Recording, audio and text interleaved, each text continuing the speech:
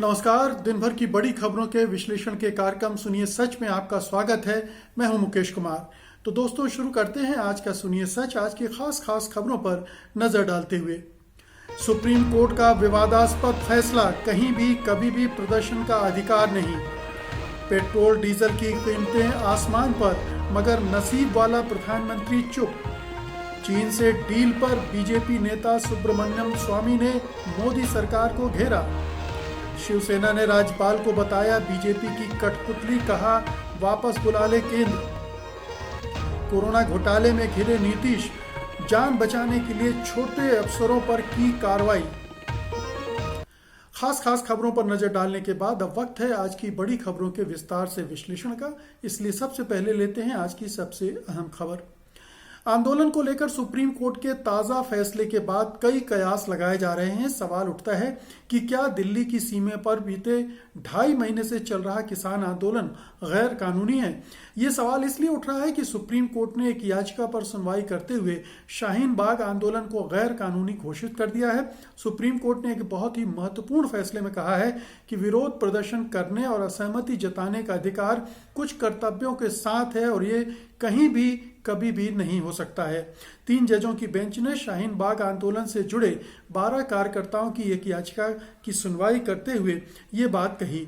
Justice S.K. Kaul, justice Aniruddha Bose और justice Krishna Murari की bench ने कहा, कहीं भी और कभी भी विरोध प्रदर्शन का अधिकार नहीं हो सकता है। कुछ स्वतः स्फूर्त प्रदर्शन हो सकते हैं, पर लंबे समय तक चलने वाले विरोध प्रदर्शनों के मामले में दूसरे के अधिकारों को प्रभावित करते हुए सार्वजनिक स्थानों पर कब्जा नहीं किया जा सकता है। इसके पहले अक्टूबर 2020 में एक फैसले में सर्वोच्च न्यायालय ने कहा था कि असहमति और लोकतंत्र साथ साथ चलते हैं, पर इस तरह के विरोध प्रदर्शन स्वीकार्य नहीं है। बता दें कि हजारों किसान कृषि कानूनों के खिलाफ दिल्ली की सीमा से सटे हरियाणा और उत्तर प्रदेश में धरने पर बैठे हैं। इन किसानों ने राष्ट्रीय राजमार्ग के एक हिस्से पर डेरा डाला हुआ है, जिससे यातायात प्रभावित होने और स्थानीय लोगों को दिक्कतें होने की शिकायतें आई हैं। शाहीन बाग आंदोलन के समय भी ये मुद्दा उठा था। तो सरकार के पक्ष में जाता हुआ दिख रहा है सुप्रीम कोर्ट का ये फैसला, क्योंकि यही तो सरकार चाहती है कि लोग आंदोलन न करें, लंबे आंदोलन न करें और सार्वजनिक जगहों पर न बैठे, ताकि वो कहीं भी बैठकर कुछ भी करते रहें, उसको कोई उसकी सेहत पर फर्क नहीं पड़ता है।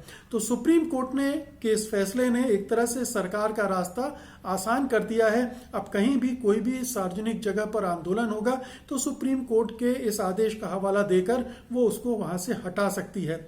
किसानों को भी हटाने पुलिस पहुंच गई थी, लेकिन किसानों की ताकत को देखते हुए घबरा गई। शाहीन बाग के आंदोलन के पीछे भी उसको बदनाम करने के लिए बहुत सारे हथकंडे रचे गए, जिसमें दिल्ली पुलिस द्वारा जगह जगह नाकेबंदी करके ट्रैफिक की स्थिति को गंभीर बनाया गया, स्थानीय लोगों को भड़काया गया और एक तरह से शाहीन बाग के आंदोलन को गलत ठहराने की हर कोशिश की गई।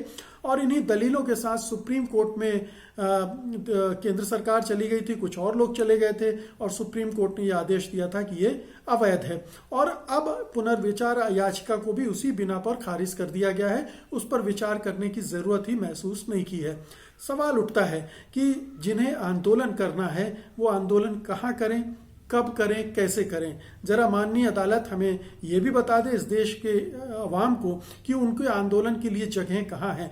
अगर दिल्ली में प्रदर्शन करने के लिए किसान जा रहे हैं और जंतर मंतर पर उनको इजाज़त नहीं मिलती तो वो क्या करें, या कोई दूसरे आंदोलन सरकार के विरोध में हो रहे हैं तो उन्हें कैसे किया जाए, कहाँ पर किया जाए। कोई घर में करेगा या अपने घर के कंपाउंड में करेगा। सार्वजनिक स्थलों पर ही प्रदर्शन होते हैं, सड़कों पर, राजमार्गों पर या पार्कों पर। इसी तरह के आंदोलन हमारे देश में होते रहे हैं और इस पर कभी रोक टोक इस तरह से लगाई नहीं गई है। तो सरकार की सुविधाओं को ध्यान में रखते हुए ये फैसला ऐसा लगता है कि लिया गया है और ये आंदोलन विरोधी फैसला है। सरकार की जो अवधारणा है, आंदोलन जीवी जो नाम दिया है आंदोलनों को बदनाम करने के लिए उसने, उससे मेल खाता हुआ फैसला है। बड़ा दुर्भाग्यपूर्ण है, क्योंकि ये जो अवाम है, जो लोग हैं, उनके लोकतांत्रिक अधिकारों को कहीं ना कहीं बांधता और रोकता है। वो प्रदर्शन ना कर सकें, वो विरोध ना कर सकें, वो लंबे आंदोलन करने से घबराएं कतराएं, क्योंकि इसमें सरकार उनके खिलाफ बल प्रयोग कर सकती है। तो ये बड़ा ही विचित्र सा फैसला है। लगता है माननीय जजों ने इस पक्ष पर गौर नहीं किया है या गौर नहीं करना चाहते थे, पता नहीं। जो भी हो, सरकार सुप्रीम कोर्ट पर राजनीतिक दबाव, सरकार के दबाव की बातें बार बार आती रही हैं। इस फैसले में वो कितना काम कर रही है हम कह नहीं सकते, टिप्पणी करने से अवमानना होती है। लेकिन सच्चाई यही है कि ये फैसला जनता के पक्ष में नहीं है, क्योंकि आखिरकार महात्मा गांधी ने भी बहुत सारे आंदोलन किए थे। सविनय अवज्ञा आंदोलन किया था, सार्वजनिक स्थलों पर किया था, उन्होंने दांडी मार्च किया था। जाहिर है कि वो सड़कों से होकर गए थे और हजारों की भीड़ उनके साथ गई थी।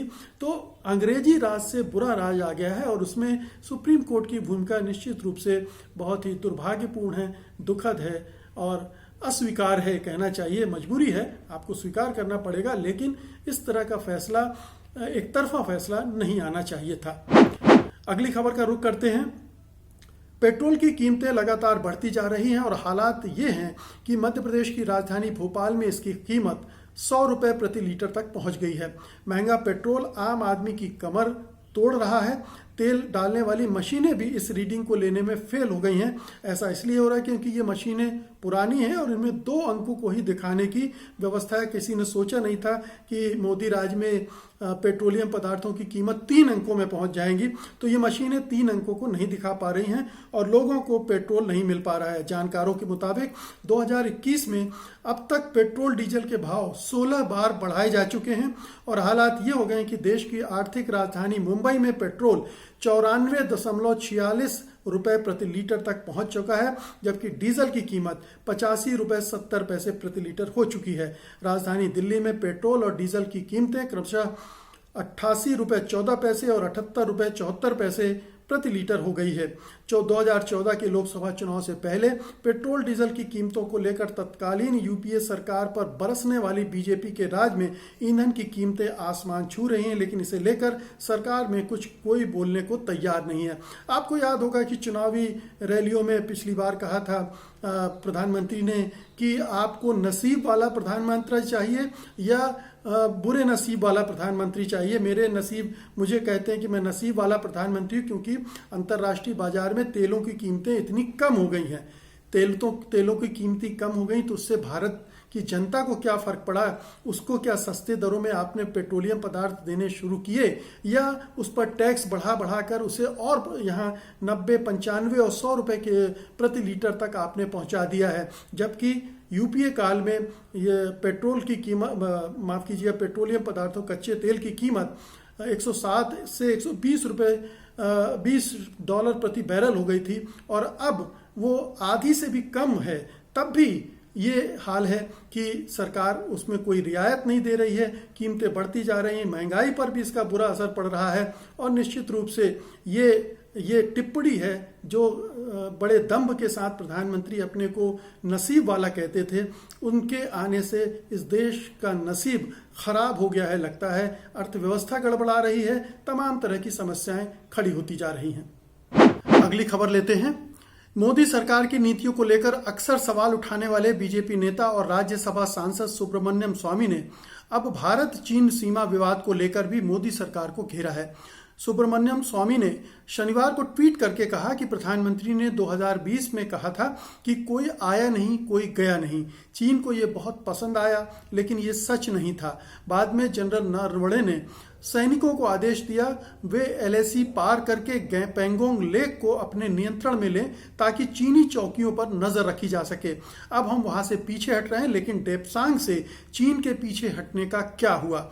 अभी तक ये नहीं हुआ है। चीन बहुत खुश है। बता दें, रक्षा मंत्री राजनाथ सिंह ने संसद में एक बयान में यह दावा किया था कि पेंगोंग त्सो के उत्तरी और दक्षिणी तट से सैनिक हटा लिए जाएंगे। उन्होंने कहा कि मुझे सदन को यह बताते हुए खुशी हो रही है कि हमारे दृढ़ इरादे और टिकाऊ बातचीत के फलस्वरूप चीन के साथ पेंगोंग झील के उत्तर और दक्षिणी तट पर सेना के पीछे हटने का समझौता हो गया है, जिसके बाद रक्षा विशेषज्ञ ब्रह्मचल्यानी का कहना है कि भारत उन इलाकों को भी खाली करने पर राजी हो गया जिस पर कोई विवाद नहीं था। उनके मुताबिक पैंगोंग त्सो के फिंगर 4 से फिंगर 8 के बीच के इलाके पर भारत और चीन में विवाद था। भारत का दावा फिंगर 8 तक था, लेकिन चीन का कहना था कि उसका इलाका फिंगर 4 तक ही है। चेलानी के मुताबिक भारत जिस बफर जोन पर राजी हो गया है उसके तहत वो फिंगर 2 से फिंगर 3 के बीच के इलाके तक अपने सैनिक रखेगा।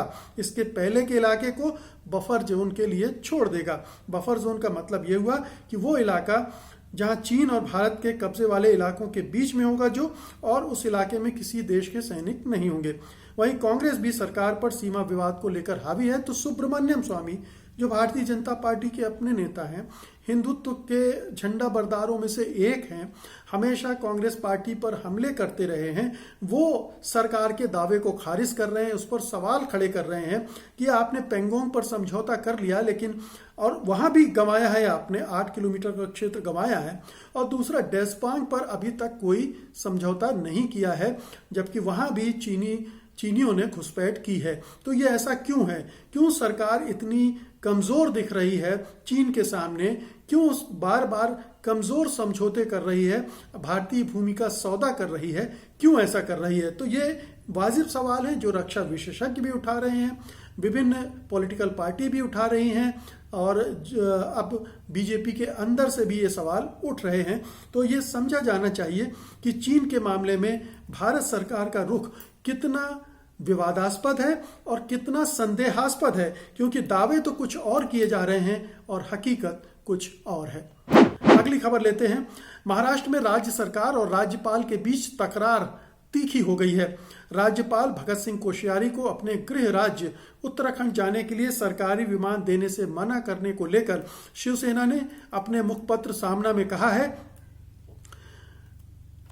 कि राज्यपाल के कार्यालय ने विमान उड़ाने की अनुमति मांगी थी और 2 दिन पहले ही सरकार द्वारा अनुमति न दिए जाने के बावजूद राज्यपाल विमान में जाकर बैठ गए। सामना में शिवसेना ने राज्यपाल के व्यवहार पर सवाल उठाते हुए कहा, ऐसी हठधर्मिता की वजह क्या है? शिवसेना ने कहा, यह राज्यपाल का निजी दौरा था और निजी दौरे के लिए मुख्यमंत्री को भी सरकारी विमान के इस्तेमाल की इजाजत नहीं है। इसके साथ ही शिवसेना ने राज्यपाल को राजनीतिक कठपुतली बताते हुए कहा कि वो बीजेपी के एजेंडे पर नाचने के लिए मजबूर हैं। बता दें, हाल में राज्यपाल सरकारी विमान से देहरादून जाना चाहते थे, लेकिन सरकार ने अनुमति देने से मना कर दिया था। वो बृहस्पतिवार को सुबह विमान में जाकर बैठ गए, लेकिन विमान को उड़ने की अनुमति नहीं थी, इसलिए उन्हें उतरकर एक कमर्शियल फ्लाइट से देहरादून जाना पड़ा, जिसके बाद बीजेपी इसको मुद्दा बना रही है। वहीं शिवसेना ने कहा है कि जब सरकार ने विमान को उड़ाने की मंजूरी नहीं दी थी तो वो विमान में बैठे ही क्यों? इसके अलावा उसने कहा कि महाराष्ट्र के राज्यपाल सम्मानित व्यक्ति हैं, लेकिन वो जिस पद पर हैं उसकी प्रतिष्ठा को कायम रखने की जिम्मेदारी भी उनकी है। अगर केंद्रीय गृह मंत्रालय चाहता है कि संविधान, कानून और नियम बरकरार रहें तो उसे ऐसे राज्यपाल को तुरंत बुला लेना चाहिए। और ये सही बात है कि भगत सिंह कोश्यारी बहुत ही विवादास्पद हो गए हैं अपनी हरकतों की वजह से। जिस तरह से उन्होंने देवेंद्र फडणवीस को बिल्कुल तड़के बुलाकर शपथ दिलवा दी थी मुख्यमंत्री पद की, और उसके बाद उन्हें इस्तीफा देना पड़ा था।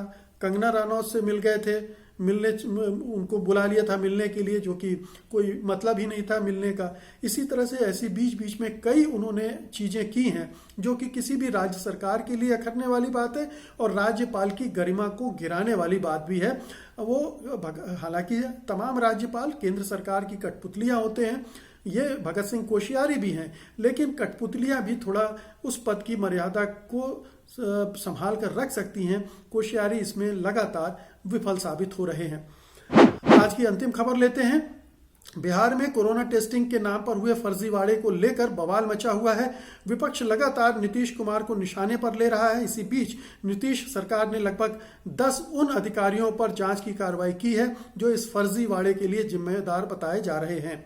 इस मामले में कल विभाग ने 7 लोगों को निलंबित किया था। अब आज इस मामले में डीएम स्तर के 3 कर्मियों को निलंबित कर दिया गया है। इन तीनों में डिस्ट्रिक्ट प्रोग्राम मैनेजर भी शामिल हैं। इसके अलावा पूरे बिहार में कोविड टेस्ट से जुड़ी गड़बड़ियों की जांच के लिए विशेष टीम भी बनाई गई है जो अलग अलग जिलों में जाकर जांच कर रही है। उन्होंने कहा कि जिन्होंने भी गड़बड़ी की होगी उनको छोड़ा नहीं जाएगा, सभी लोगों पर कड़ी कार्रवाई की जाएगी। बता दें, बिहार में कोरोना टेस्टिंग में कथित फर्जी एंट्रियां की गई हैं। आंकड़ों में फेर करके फर्जीवाड़ा किया गया है। प्राथमिक स्वास्थ्य केंद्रों पर डेटा की जो एंट्री हुई है उसमें ना तो मोबाइल नंबर और ना ही पता मैच कर रहे हैं और बहुत सारे मोबाइल नंबर फर्जी साबित हुए हैं। एक मोबाइल नंबर में तो केवल 0000 ही लिखा हुआ है। मामला मीडिया रिपोर्ट में आने के बाद नीतीश कुमार की जमकर किरकिरी हो रही है और अधिकारियों पर कार्रवाई कर दी गई है। हालांकि राज्य में विपक्ष के नेता तेजस्वी यादव ने इस कार्रवाई को लेकर कहा है कि अरबों का घोटाला सामने आया है। आने के बाद नीतीश जी ने दिखावटी तौर पर, जैसा कि पहले के 61 घोटालों में वे करते आए हैं, छोटे स्तर के कर्मचारियों को बर्खास्त करने का नाटक रच के धन उगाही करके जेडीयू को चुनावी चंदा देने वाले उच्च अधिकारियों को वो बचाएंगे। यही नीतीश कुमार की स्थापित नीति, नियत और नियम है। वहीं आरजेडी के सांसद मनोज झा ने इस मुद्दे को राज्यसभा में उठाया और इसकी उच्च स्तरीय जांच कराने की मांग की। जो सभापति हैं उपराष्ट्रपति वेंकैया नायडू, उन्होंने भी इस मामले को गंभीर बताया, सहमति जताई। तो बिहार में किस तरह का सुशासन है, नीतीश कुमार को बड़ा प्रचारित किया गया सुशासन बाबू के रूप में, लेकिन किस तरह का सुशासन है आप समझ सकते हैं। पिछले 5-7 सालों में ऐसी दर्जनों घटनाएं सामने आई हैं जिनमें प्रशासन की अंधेर गर्दियां सामने आई हैं, घोटाले सामने आए हैं, फर्जीवाड़े सामने आए हैं। और ये कोरोना जैसी महामारी में इस तरह से राज्य सरकार काम कर रही थी। नीतीश कुमार, बीजेपी, जेडीयू दोनों की साझा सरकार थी, वो इस तरह से काम कर रही थी। स्वास्थ्य विभाग बीजेपी के पास है, वो कैसे काम कर रही थी और ये जो फर्जीवाड़ा हो रहा है, घोटाला हो रहा है, उससे कौन लाभान्वित हो रहा था, इस सब की जांच पड़ताल की जरूरत है। लेकिन नीतीश कुमार एक बार फिर से अपनी विफलता को जग जाहिर करने में कामयाब हो गए हैं। कहना चाहिए कि उनकी विफलताएं जग जाहिर हो गई हैं। एक बार फिर से ये सिद्ध हो गया कि नीतीश कुमार बहुत ही नालायक किस्म के मुख्यमंत्री साबित हुए हैं और उनसे कोई उम्मीद बिहार के लोग नहीं कर सकते हैं। दुर्भाग्य बिहार का कि उन्हें एक बार फिर से नीतीश कुमार और उनकी सरकार को झेलना पड़ रहा है। बहरहाल दोस्तों, ये थी आज की खास खबरें और उनका विश्लेषण। उम्मीद है कि आपको ये पसंद आएगा और आप इस वीडियो को लाइक करेंगे और बड़े पैमाने पर शेयर भी करेंगे। अब मुझे अनुमति दीजिए, मैं फिर हाजिर होऊंगा सोमवार की शाम को उस दिन की बड़ी खबरों के साथ, उनके विश्लेषण के लिए। तब तक के लिए नमस्कार। सत्य हिंदी का ऐप डाउनलोड करें गूगल प्ले स्टोर पर।